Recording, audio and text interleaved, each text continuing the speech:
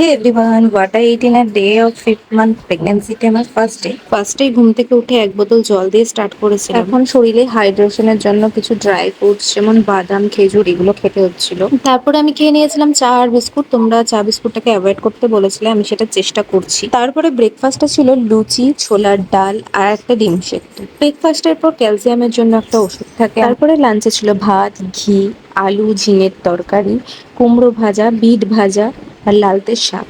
এগুলো দিয়ে কমপ্লিট করেছিলাম আমি আমার লাঞ্চ।